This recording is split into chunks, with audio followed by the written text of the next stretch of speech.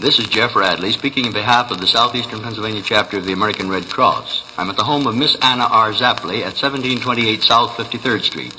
Miss Zapley, have you ever been helped by the Red Cross? Yes, I have, Mr. Radley. And how do you feel toward the Red Cross? Well, I feel very grateful to the Red Cross for the help it has given me. You know, do you not, that some people don't like the Red Cross? Yes, I've heard that. Perhaps those people had never seen the Red Cross in action.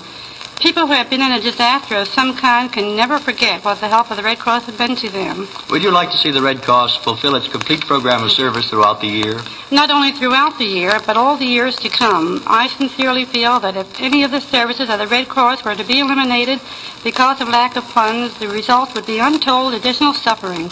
Do you feel strongly enough about it, Miss Zapley, to add $1 extra to the contribution you've already given the Red Cross? Yes, Mr. Radley.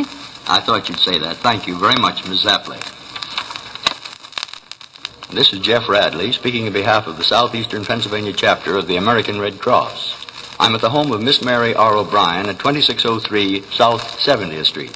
Miss O'Brien, I understand that you've given blood to the Red Cross here in Philadelphia. Is that correct? Yes, Mr. Radley. I've given it several times. What prompted you to give the blood in the first place? Well, I felt that if I could help save someone's life at so little inconvenience to myself, it was the least I could do. I understand that your mother was the recipient of quite a bit of blood. Yes, she received 13 pints of blood while she was in the hospital in January. Did that contribute materially to her recovery? Yes, it did. You realize that if our local Red Cross falls short of its goal, the collection of blood will be seriously affected in the Philadelphia area? I do indeed, and the very thought of it frightens me. In that case, Miss O'Brien, would you care to give just $1 more in the hope that the Red Cross will be spared the necessity of curtailing its blood collection service? Yes, Mr. Radley, if it will ensure that. Thank you, Miss O'Brien, very much.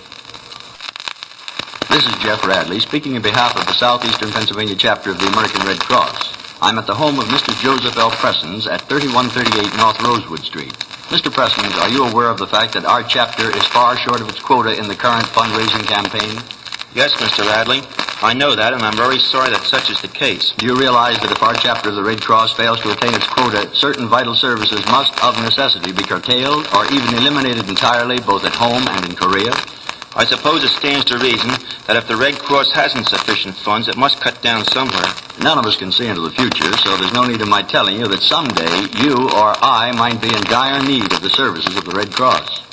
That's true, of course. None of us know what the future might bring. In view of these facts, Mr. Pressens, are you willing to give $1 extra so that the Red Cross in this area may be assured of continuing its work in the assistance of humanity? Here it is, Mr. Radley. I had it all ready for you. Thank you, Mr. Pressens. I felt sure we could count on you. This is Jeff Radley speaking on behalf of the Southeastern Pennsylvania chapter of the American Red Cross. I'm at the Philadelphia Naval Shipyard, and I'm talking to Clifford H. Jaron of 446 Elm Avenue, Woodbury, New Jersey. Mr. Jaron works down here at the yard in 72 shop.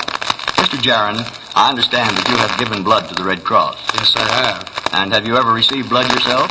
Not myself, but my father-in-law received 2 pints from the Red Cross. And I suppose he was grateful for that. He certainly is. Mm-hmm. And have you made your contribution so far to the Red Cross this year? Yes, I have. You have. And do you realize what condition we're in at the present moment so far as finances are concerned? I do.